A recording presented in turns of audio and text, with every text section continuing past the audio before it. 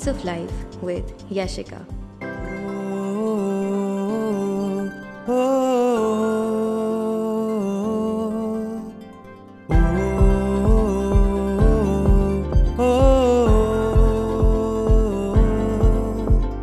हम चल पड़े हैं, रास्ते खुलते गए, मंजिलें मिल रही हैं, अजनबी जुड़ते गए, जाना है बहुत दूर, अनजान है राहें पर खुद पे है यकीन, अनजान है राही।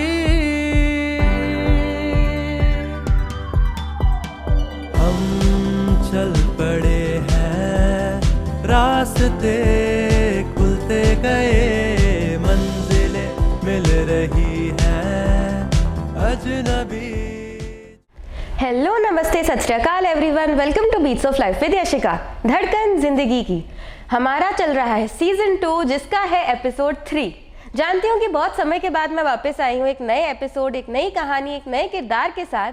और ये लाइन भी बहुत समय के बाद बोल रही हूँ कि एक नई कहानी और एक नए किरदार के साथ वापस आई हूँ। पर जिस जगह पे हम इस वक्त हैं उसकी मान्यता भी बहुत है, प्योरिटी भी बहुत है, और उस हिसाब से हमारे एपिसोड का इम्पैक्ट और पॉजिटिविटी भी बहुत है।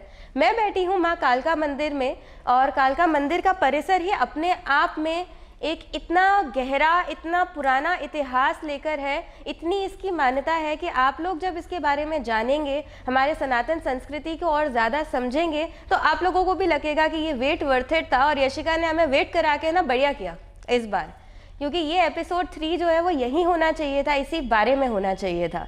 और इतिहास की मैंने बात की थी, तो थोड़े से इतिहास की हम बात कर भी लेते हैं। कालका मंदिर जो है, इसका एक इतिहास है मराठाओं से जो रिलेटेड है। 1764 में मराठाओं ने भी यहाँ पर आकर कुछ काम करवाया, कुछ पूजा अर्चना करी।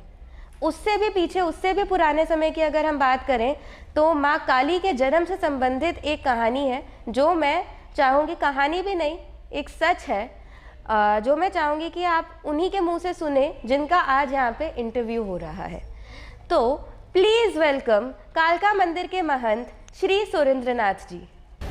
Welcome to the show sir. और हम कालका मंदिर का इतिहास, जैसा कि मैंने आपसे कहा था, हम महंत जी के मुंह से ही अगर जाने तो वो और बेहतर तरीके से और सरलता से और ज़्यादा तथ्यों के साथ आपको ये बात समझा सकेंगे। तो महंत जी, सबसे पहले तो नमस्कार। आपके सभी दर्शकों का हार्दिक अभिनंदन। आद्याशक्ति पराम्बा भगवती कालिका का प्री वैदिक पीरियड का है। ऐसी मान्यता है कि जिस समय इस क्षेत्र में रहने वाले महापराक्रमी असुरों ने देवताओं को सताया, तो देवताओं ने जगन नियंता ब्रह्मा जी से उनसे मुक्ति का उपाय पूछा, और ब्रह्मा जी के सलाह पर सभी देवताओं ने मिलकर इस सूर्यकूट नामक पर्वत पर जो है माँ भगवती की पूजा अर्चना की, जिससे सर्वप्रथम भगवती कौशिकी का अवतरण हुआ। माँ कौशिकी ने अनेकों राक्षसों का संहार किया, लेकिन रक्तबीज का वध न कर सकी। तो उस समय जो है माँ कौशिकी ने माँ पार्वती की ओर निहारा, तो माँ पार्वती ने क्रोध करके अपनी भ्रुकुटी से भद्रकाली को प्रकट किया, और भद्रकाली ने जो है अपने योगिनी और भैरवों सहित रक्तबीज का सारा रक्त पान करने के बाद उसको मृत्यु के ग्रास उसको बनाया। तभी से ये सिद्धपीठ जो है जब सुविख्यात हुआ, क्योंकि देवताओं के प्रार्थना करने पर माँ ने ये वरदान दिया कि आज के बाद जो भी मेरी पूजा अर्चना विधिवत और भक्तिपूर्वक करेगा, उसकी समस्त मनोकामनाएं पूर्ण होंगी। तब से ये सिद्धपीठ जो है मनोकामना सिद्धपीठ के नाम से सुविख्यात हुआ। कालक्रम में ये सघन वन होने के कारण ये दृष्टि से ओझल हो गया। ऐसी मान्यता है कि जिस समय इंद्रप्रस्थ की स्थापना हुई, उस समय पांडवों ने भी यहाँ माँ भगवती का पूजन किया है और युद्ध में विजयी होने का वरदान प्राप्त किया है। उसके बाद मराठा हिस्ट्री में भी ये संकेत मिलता है कि मराठाओं ने जब दिल्ली में कैंप किया था, तो उन्होंने भी यहाँ आके माँ भगवती का पूजन अर्चन किया था। उसके बाद 15वीं और 16वीं शताब्दी के मध्य जो है बाबा बालकनाथ जी यहाँ आए हैं, और उन्होंने अपनी तपस्वी के रूप में इस स्थान को चुना है, और उनकी साधना से प्रसन्न होकर भगवती ने उनको अपनी सेवा में रहने का निर्देश दिया। तभी से नाथ संप्रदाय के योगी जो है निरंतर यहाँ महंत परंपरा में अभिषिक्त होते रहे, और यह क्रम आज भी अनवरत रूप से जारी है। तो जिस तरीके से महंत जी ने आपको जितने विस्तार से इतिहास जो है समझाया है, जैसा कि मैंने सही कहा था कि उतना विस्तार से मैं शायद ही आप लोगों को कुछ बता पाती या समझा पाती। और देखिए, मनोकामना पीठ इसको कहा जाता है, और ऐसा मैं भी मानती हूँ कि कालका मंदिर जो भी आता है, क्योंकि खुद मैं कालका जी में रहती हूँ, तो मैं ये चीज़ मानती हूँ कि इस मंदिर की जो मान्यता है वो सच है। यहाँ पे आके आप जो मनोकामना मानते हैं वो मनोकामना पूर्ण होती है। और ऐसा आप इतिहास से न जाने कितने कितने सालों से देखते आ रहे हैं, चाहे वो पांडवों का यहाँ पे आके पूजा अर्चना करना हो, या फिर वो मराठाओं का यहाँ पे कुछ काम कराना हो, पूजा अर्चना करना हो, या फिर वो हर किसी की अगर आप बात कर रहे हैं तो इतिहास में आप देखते आएंगे, चाहे वो माँ काली का यहाँ पे अवतरित होना ही क्यों ना हो, ये धरती कितनी पावन है जिस पर इस वक्त हम बैठे हैं, इस वक्त हम ये एपिसोड जो है यहाँ पे कर रहे हैं। तो आप लोगों को ज़्यादा इंतज़ार ना कराते हुए मैं जाऊंगी अपने पहले प्रश्न की ओर, क्योंकि आज का जो पूरा एपिसोड है वो हमारी सनातन संस्कृति को समर्पित है, हमारे सनातन संस्कृति से संबंधित प्रश्नों को संबंधित है, उतने उनके जो उत्तर आने वाले हैं उनको समर्पित है। तो महन जी, मेरा पहला प्रश्न है, जैसे जो हमारे आजकल की युवा पीढ़ी है, जो हमारे आजकल के यंगस्टर्स हैं, उनके लिए ये जो हमारे पहले 2-3 प्रश्न होंगे वो उनके लिए होंगे, उनसे संबंधित होंगे। क्योंकि अगर बात की जाए हमारे धर्म की, हमारे संस्कृति की, तो वो एक डिसिप्लिन से आता है, एक रूटीन से आता है। तो जैसे आपका जो दैनिक आध्यात्मिक अनुशासन या साधना है वो किस प्रकार है, आप अपने अनुशासन को किस प्रकार बना के रखते हैं, वो अगर हमारी युवा पीढ़ी भी समझेगी तो शायद वो उनके लिए और हमारे मॉडर्न टाइम के लिए भी एक बेटर एग्जाम्पल सेट कर सकता है। देखिए, ऐसा है कि हमारी जो परंपरा है वो गुरु शिष्य परंपरा है। गुरु जो ज्ञान हमें देते हैं और जो तरीका हमें साधना का बताते हैं, उसके अनुरूप ही हम उसका पालन करते हैं और उसके अनुरूप ही हम चलते हैं, उसी का प्रतिफल हमें मिलता है। हमारे जो है नाथ संप्रदाय विशेष रूप से योग के लिए जाना जाता है और हठ योग के लिए जाना जाता है, जिसमें जो खड़ंग योग है उसका जो पालन करना और दूसरा शक्ति की उपासना करना। हमारे नाथ संप्रदाय में विशेष रूप से जो है शक्ति की और त्रिपुर सुंदरी का पूजन जो है भगवती का किया जाता है, उसी के पूजन अर्चन हम लोग करते हैं। प्रातःकाल उठने के बाद, स्नान आदि के बाद, उससे निवृत्त होने के बाद, उसके बाद जो है हम अपना जो नित्य कर्म है उसका पूजा करते हैं। उसके बाद पूजा करने के बाद फिर जो है लोगों से मिलने का समय जो है बाहर लोगों को देते हैं। तो क्या आपके दैनिक जीवन में धार्मिक किताबें पढ़ना या ध्यान करना भी काम आता है? देखिए, स्वाध्याय धर्म का एक बड़ा अभिन्न अंग है। अगर मनुस्मृति के अंदर धर्म के 10 लक्षण बताए गए हैं, धृति, क्षमा, दमो, अस्तेयम, सत्यम, शोचम, इंद्रिय निग्रह, धीर, विद्या, सत्यम, अक्रोध, दशकम, धर्म लक्षणम।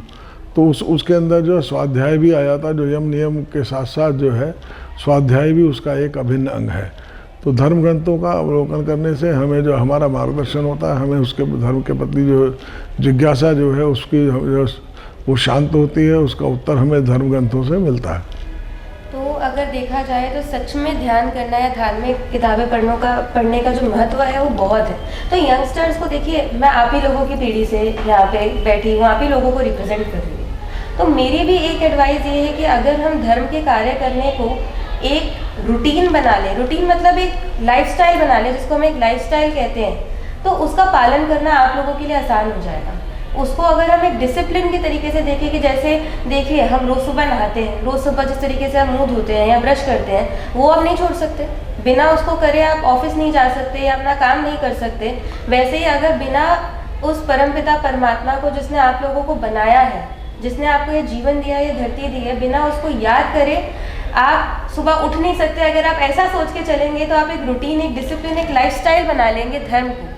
और धार्मिक किताबें पढ़ने से जो आपको ज्ञान मिलेगा वो आपके जीवन को भी एक नई दिशा देगा। जितना मैं महन जी की बातों से समझ पाई हूँ वो मैं आप लोगों को बताते हुए अपने अगले प्रश्न की ओर बढ़ती हूँ। जैसे अभी हम हमारे आजकल की पीढ़ी की ही बात कर रहे थे, तो हमारे आजकल की जो नई पीढ़ी है वह रोज़ सुबह पूजा करने को या ध्यान करने को, जैसा मैं अभी कह रही थी, एक काम समझ लेती है और फिर ये कह देती है कि समय नहीं था इसलिए हमने पूजा नहीं की या इसलिए हमने प्रभु को याद नहीं किया। जबकि मेरे हिसाब से जिसने आपको ये जीवन दिया उसको याद करना आपके लाइफस्टाइल का, आपके रूटीन का एक हिस्सा होना चाहिए, एक अटूट हिस्सा होना चाहिए मेरे हिसाब से। तो आप इस नई पीढ़ी को जीने के लिए काम करने और जीवन दाता का धन्यवाद करने के बीच में बैलेंस बनाने के लिए कैसे प्रेरित कर सकते हैं?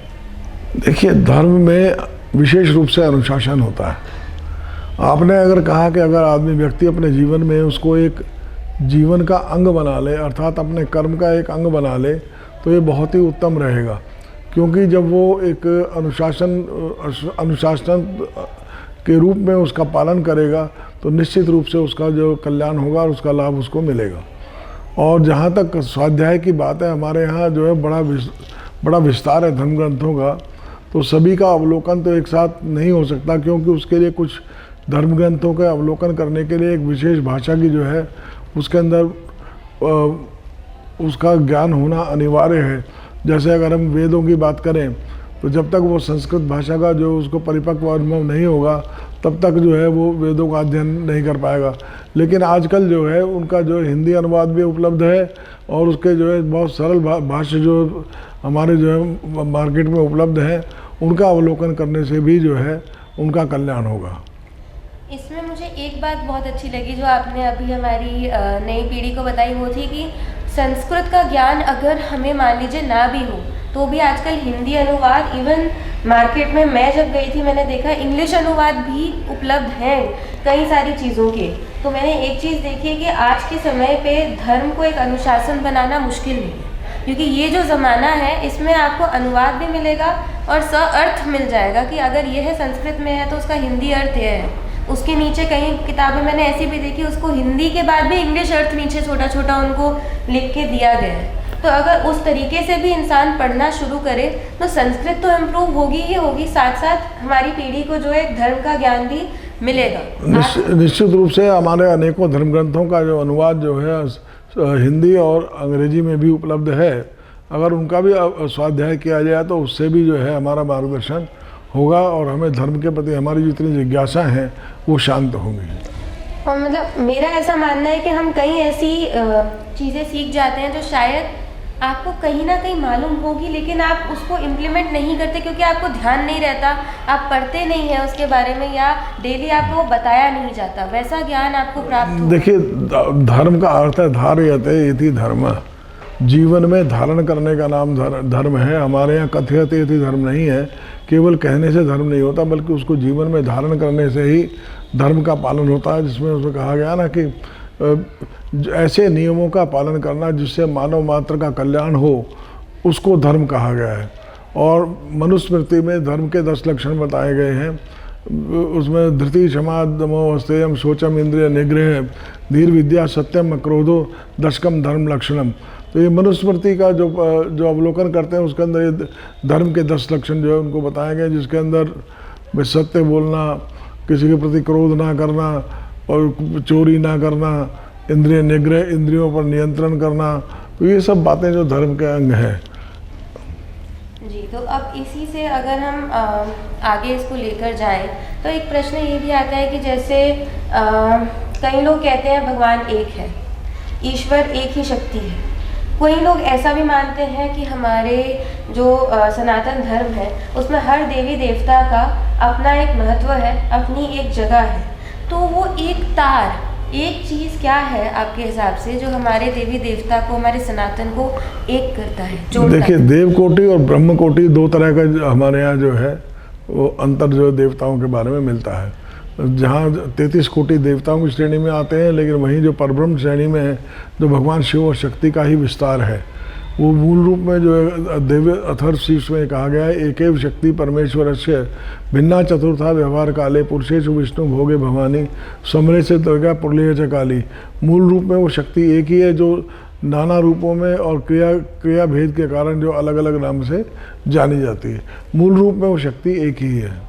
तो अगर मतलब जैसे अगर हम उस एक शक्ति का भी रोज़ सुबह ध्यान करें, उसको याद करें, ध्यान में बैठ जाएं तो भी उसको पूजा माना गया है। अब जैसे श्री कृष्ण भी कहते हैं आपका कर्म ही आपकी पूजा है। तो अब उसी कर्म से संबंधित मैं एक प्रश्न लेके आपके पास आने वाली हूँ कि आजकल लोग जो है ना वो बड़ी आसानी से एक बात कह देते हैं तुम्हें तुम्हारे कर्मों का फल मिलेगा, या वो ये कह देते हैं कर्मों का हिसाब इसी जन्म में होगा। या तो मैंने एक बात और सुनी है ये ज़रूर तुम्हारे पिछले जन्मों के कर्मों का फल है, तो आपके हिसाब से ये कर्म क्या है? देखिए, कर्म का अर्थ है करना, और इसमें आप सत्कर्म और दुष्कर्म दो तरह की श्रेणी में उसको बांट सकते हैं। और वैसे उसके फल की दृष्टि से कर्म को 3 भागों में बांटा गया है। एक तो संचित कर्म, जिसका फल हमें अभी भोगना बाकी है, और दूसरा प्रारब्ध, जो हम किए हुआ जो हमने कर्म है उसका जो फल जो हम भोग रहे हैं वो प्रारब्ध है। और कर्म यानी जो हम आने वाले समय के लिए जो हम कर्म जो कर रहे हैं उसको कर्म की श्रेणी में रखा गया है, ताकि हम, इसलिए वो कहा गया है कि जीवन में सत्कर्म को अपनाएं तो उससे मानव मात्र का कल्याण होगा। तो एक प्रश्न और कर्म से संबंधित ही, जैसा आपने अभी कर्म की एक परिभाषा बताई, कर्म का हमें विस्तार से एक अर्थ समझाया, तो जो ये कर्म है इसका हमारे जीवन, मृत्यु, जन्म या पुनर्जन्म पे किस प्रकार और क्या असर होता है? देखिए, जिस तरह के कर्म हम करते हैं हमारे शास्त्रों में उसका जो बड़ा विस्तार से वर्णन किया गया है कि जिस प्रकार के कर्म हम करेंगे उसी प्रकार के हमें जब आगे योनि मिलेगी। हमारे यहाँ ये कहा गया है कर्म के अनुसार 84 लाख योनियों में आदमी भटकता है तो मानव जीवन उसको मिलता है। तो भी कहा ना कि 84 लाख योनियों को बिनने के बाद जो मानव जीवन उनको मिलता है, कि जो तुलसीदास जी ने बड़े सुंदर शब्दों में कहा है कि बड़े भाग मानुष तन पावा, सुर दुर्लभ सदगंथन गावा। तो ये मानव जीवन जो है बड़े हमारे जितने पुण्य हैं उनके कारण ही हमें मिलता है।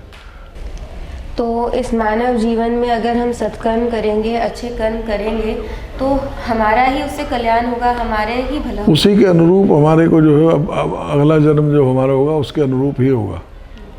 तो मैंने आजकल एक चीज़ में हमारे मतलब ये सिर्फ युवा पीढ़ी के लिए नहीं है, हर इंसान के लिए मेरे हिसाब से, जो मैं अभी कहने वाली इस इंटरव्यू में, कि देखिए मैंने एक चीज़ मानी है, अपनी जीवन में भी उसको इम्प्लीमेंट किया है कि सामने वाले में भले ही लाख बुराइयाँ हैं मेरे को दिख रही हैं, वो मेरा बुरा कर रहा है, लेकिन ज़रूरी नहीं है कि मैं भी उसका बुरा करूं, क्योंकि श्री कृष्ण ने भी मेरे को जहाँ तक याद है महाभारत जब मैंने देखी थी तो उन्होंने भी एक हद तक वो पाप का घड़ा भरने तक पाप माफ किए। उनको वरदान दिया था कि जब ये 100 गलतियाँ कर लेगा तब उसको मैं मारूंगा। तो उस समय तक वो उसको धैर्य से उसका मतलब प्रतीक्षा करते रहे, और जब उसकी वो सीमा लांघ ली उसने तब उसका वध किया। तो कहने का तात्पर्य ये है मेरा जनता से कि अगर ईश्वर भी 100 गलतियों तक माफ़ी दे सकते हैं तो हम इंसान होते हुए अपने कर्म क्यों खराब करें? अभी मैंने आपको धर्म के 10 लक्षण बताए थे, उसमें था धृति यानी धैर्य, धृति क्षमा, दमो अस्तेयम यानी समम, उनका जो है जितने योग के जो कर्म है उनका पालन करना, अस्तेय चोरी ना करना, सत्यम धीर विद्या यानी धैर्य और अनुशासन के अनुरूप रह के सत्य बोले, दुष्कर्म ना करें, तो ये और किसी के प्रति क्रोध ना करें, तो ये धर्म के लक्षण है। और सनातन धर्म की एक बहुत सुंदर परिभाषा हमें जो मुझे मिली देखने में, उसमें क्या अद्रोह सर्वभूतेषु मंचा कर्मणा गिरा अनुग्रह दानशील से सताम धर्म सनातन है। सनातन धर्म बहुत समय की सीमा से परे है, क्योंकि हमारे धर्म का कोई प्रवर्तक नहीं है। जैसे बाकी धर्मों के बारे में हमें मिलता है किसी किताब के माध्यम से, अगर आप कुरान ना पढ़ें तो आप मुसलमान नहीं हैं, आप अल्लाह को ना माने तो मुसलमान नहीं हैं। लेकिन आप इसी तरीके से क्रिश्चियनिटी में अगर आप बाइबल ना पढ़ें तो आप जो है तो आप क्रिश्चियन नहीं हैं, या ईसा मसीह को ना माने तो आप इससे। लेकिन हिंदू धर्म की एक विशेषता है कि आप किसी को माने या ना माने, लेकिन आप जो है जन्मजात हिंदू हैं। इसके ऊपर एक बहुत अच्छी लाइन मुझे याद आई, मेरे कण कण में हिंदू है, मेरे जीवन में भी हिंदू है, मैं भी हिंदू, मेरा जन्म भी हिंदू है, मेरी मृत्यु भी हिंदू है। सब देखिए, बाकी सब धर्मों में कुछ ना कुछ एक नियम का पालन करना पड़ता है, उसके बाद ही वो उस धर्म के अंदर वो दीक्षित होता है। लेकिन हिंदू केवल पैदा होता है। और मतलब ये कि मतलब मिट्टी से मिट्टी पर मिट्टी में हम पैदा हुए तो भी हिंदू, हम उसी मिट्टी में मिल गए तो भी हिंदू, हम हर तरह से हिंदू, हमारे हर श्वास में हिंदू। ये एक बहुत ही सुंदर चीज़ आपने हमारी जनता को बताई, जनता को कही, जो मुझे नहीं मालूम कितने लोग इसको समझ पाएंगे, पर अगर मेरे हिसाब से जितने लोगों तक हम इसका इम्पैक्ट पहुंचा सके उतना अच्छा, उतना बढ़िया। अब इसी अच्छे ख्याल के साथ एक प्रश्न मेरा ये है आपसे सनातन धर्म के बारे में कि आपके हिसाब से जो युवा पीढ़ी को भी समझ आए, सरल से सरल शब्दों में सनातन का अर्थ क्या है? देखिए, सनातन शब्द का अर्थ है समय की सीमा से परे, क्योंकि हिंदू धर्म का कोई प्रवर्तक नहीं है। ये सतत बहने वाला एक प्रवाह है जो अनादिकाल से चला जा रहा है। पुरातन कितना भी पुराना क्यों ना हो, उसकी एक समय सीमा तय हो जाती है, लेकिन सनातन की कोई समय सीमा नहीं है। वो अनंत है, अनादिकाल से अनंत का समय से वो एक प्रभावित होता चला आ रहा है। तो इसलिए जैसे मैंने अभी बताया, सनातन धर्म की जो परिभाषा दी, अद्रोह सर्वभूतेषु, यानी किसी के प्रति भी कोई द्वेष भाव ना रखना, अनुग्रह करना, दानशीलता होना और मन और वाणी कर्म से किसी के प्रति कोई भेदभाव ना रखना, ये सनातन धर्म के लक्षण हैं। सनातन हमारे लिए जीवन जीने का वो मूल है, जीवन जीने का एक तरीका है मेरे हिसाब से। इसलिए जो राधा कृष्णन जी ने कहा Hinduism is a way of life, तो इसको जो है ये किसी किताब के अंदर बंद हमारा धर्म नहीं है, बल्कि सतत बहने वाला एक प्रवाह है जिसके अंदर हम बहे चले आ रहे हैं और जिसके कुछ नियम हैं, उनका पालन करने के बाद ही हम जो है अपने जो है धर्म का जो है सही रूप में पालन कर पाते हैं या अपने आप को हिंदू कहलाते हैं। बिल्कुल सही। अब इसी ख्याल के साथ हमारा एक प्रश्न और है, जैसे एक मेरे मन की शंका भी मैं इसको कह सकती हूँ, या फिर मैं मन की शंका नहीं, एक तरीके से मैं कह सकती हूँ मेरा तो एक अटूट विश्वास है हमारे ईश्वर में, हमारी उस शक्ति में। तो कुछ लोगों ने, क्योंकि लोगों के अंदर बहुत सी गलतफहमियां आ जाती हैं, क्योंकि आजकल का ज़माना वो है आपको हर तरीके का कंटेंट मिल जाता है ऑनलाइन, जिसको हम डिजिटल फुटप्रिंट भी कहते हैं, जिसका जो मन करे वो चीज़ बना सकता है, वो चीज़ कह सकता है। तो उससे क्या होता है, कुछ गलतफहमियां, कुछ मिसकंसेप्शन जिसको हम कहते हैं, वो भी फैल जाते हैं। उनमें से एक मिसकंसेप्शन मैंने भी देखा, जो मेरे को किसी ने भेजा या मैंने एक रील के माध्यम से ही देखा, 2-3 बार नज़र में आया, तो दिमाग में एक तरीके से बैठ गया कि इसका उत्तर तो मुझे जनता को दिलवाना है। हालांकि उत्तर मैंने ढूंढा, मुझे मिला, पर मेरे को ये था कि एक मुझे माध्यम ऐसा चाहिए जो पूरी सरलता से, पूरे ज्ञान से जनता को इस बारे में बता सके। कि जैसे बहुत लोगों ने ऐसा कहना उस समय पे शुरू कर दिया कि माता रानी तो बुरी शक्तियों का, राक्षसों का नाश करती है, तो राक्षसों का नाश करने के लिए वो सिंह की सवारी क्यों करके आती हैं, जबकि सिंह तो एक मांसाहारी जानवर है। देखिए, हमारे यहाँ जितने भी जो चित्र हैं या माँ के जो स्वरूप जो वर्णन जिनका किया जाता है, उनके प्रतीकात्मक अर्थ होते हैं। सिंह जो है रजोगुण का प्रतीक है कि माँ भगवती रजोगुण को नियंत्रित करके, उस पर सवारी करके आसुरी शक्तियों का संहार करते हैं। तो एक तरीके से वो रजोगुण का प्रतीक है। सिंह जो है रजोगुण का प्रतीक है और रजोगुण के उस पर नियंत्रित करके माँ जो तामसिक जो शक्तियाँ हैं उनका विनाश करती है। तो एक तरीके से शक्ति के नियंत्रण का भी प्रतीक हो। कि हमारी जो सवारी का मतलब जो है ये ऐसा नहीं है जैसे गणेश जी को लेकर लोग भ्रम फैलाते हैं कि भी हाथी का मस्तक लगा हुआ, वो सब प्रतीकात्मक है। उसमें आप देखेंगे गणेश जी का जो हाथी का मस्तक की एक विशेषता है हाथी की, कि वो छोटी से छोटी चीज़ को भी बड़ी करके देखता है, और उसके कान बड़े बड़े हैं यानी ज़्यादा सुनो, उसकी जिह्वा आगे से जुड़ी हुई है, पीछे की तरफ है, यानी लुक बिफोर यू लीव। तो मतलब आप कुछ बोलने से पहले आप उसके बारे में विचार कर लें, और तब तो रिद्धि सिद्धि अपने आप ही आ जाएगी। जो छोटे से छोटे शत्रु से भी सावधान रहता है, कि आप वो चींटी से भी जो है वो सावधान रहता है, और हर चीज़ को अपनी सूंड से झाड़ के उसके बाद उसका सेवन करता है। तो मतलब जो छोटे से छोटे शत्रु के से ही सावधान हो, दूसरों की बातों को ध्यान से सुने, कम बोले, बोलने से पहले तोले, तो निश्चित रूप से उसका कल्याण ही कल्याण है। तो इसी तरीके से हमारे देवताओं के जितने भी स्वरूप हैं वो सब प्रतीकात्मक हैं।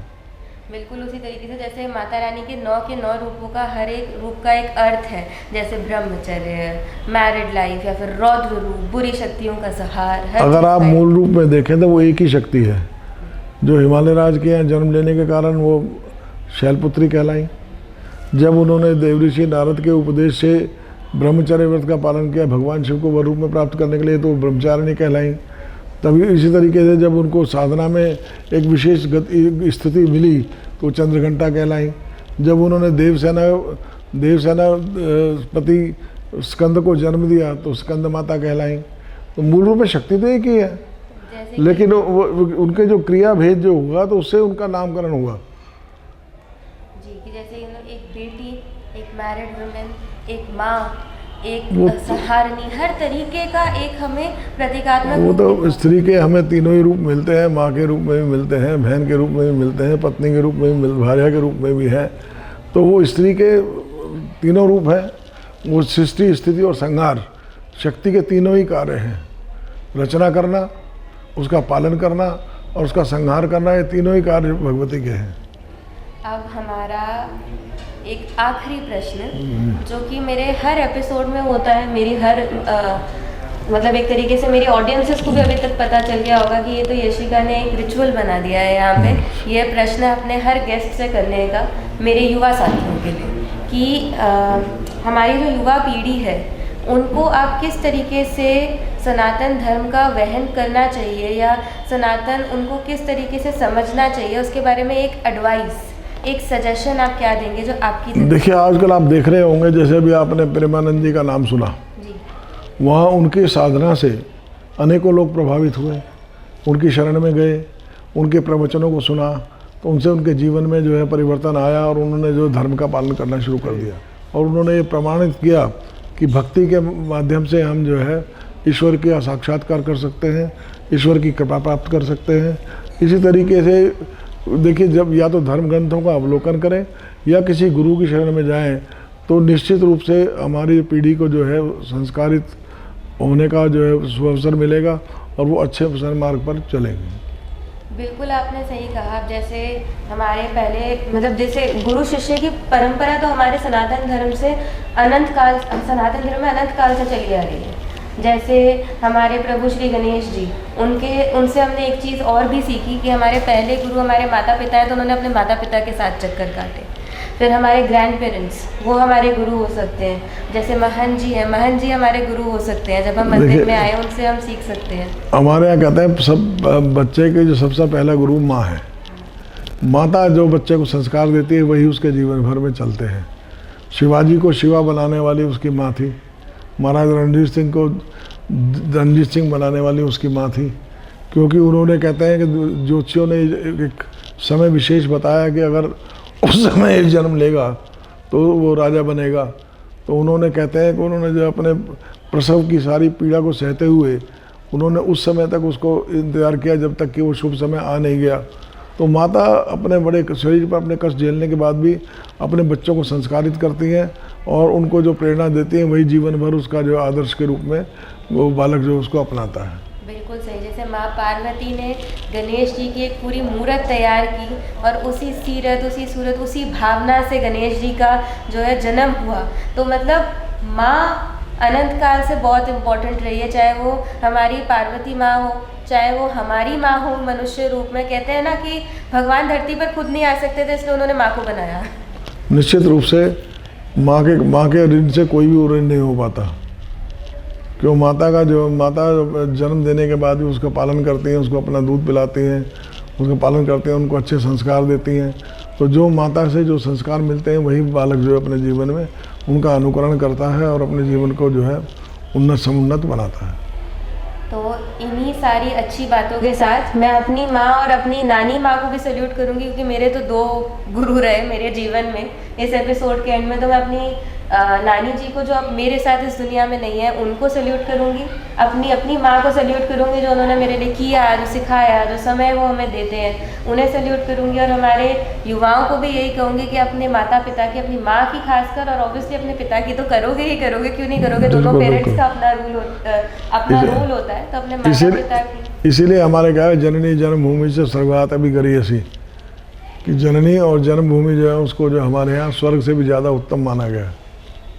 जय माँ। तो इन्हीं बातों के साथ अपना एक एंड का जो मेरा रिचुअल है वो भी कर लेते हैं। महन जी से हमने आज कई अच्छी बातें सीखी, अपनी माँ को, अपनी जननी को सल्यूट करा, बहुत कुछ सीखा सनातन संस्कृति के बारे में, सनातन शब्द के बारे में, हमारे धर्म के बारे में। तो उन्हीं बातों के साथ जो मेरा एक एंड का रिचुअल होता है, धड़कन से धड़कन को जोड़ने का एक जो हम रिचुअल करते हैं beats of life with Yashika, धड़कन जिंदगी की जैसा नाम है, तो वो भी कर लेते हैं। आज यहाँ बातें होंगी जो कल बनेगी मिसाल। आपके सभी दर्शकों का हार्दिक अभिनंदन। मैंने प्रयास किया अपनी बुद्धि के अनुसार और गुरुओं ने जो प्रेरणा दी या जो कुछ सिखाया उसके अनुरूप उत्तर देने का प्रयास किया। मैं समझता हूँ कि इससे आपके दर्शकों का भी जो है उत्साह बढ़ेगा धर्म का पालन करने के लिए। यही कामना करते हुए मैं अपनी वाणी को विराम देता हूँ। ये बातें लिखेंगे किसी का सफर, करना है कुछ ऐसा जिसके रह जाएंगे निशान। एक दिन करीब होगा ये खुला अंबर, हम तो चल पड़े हैं, रास्ते खुलते गए, मंजिलें मिल रही हैं, अजनबी जुड़ते गए।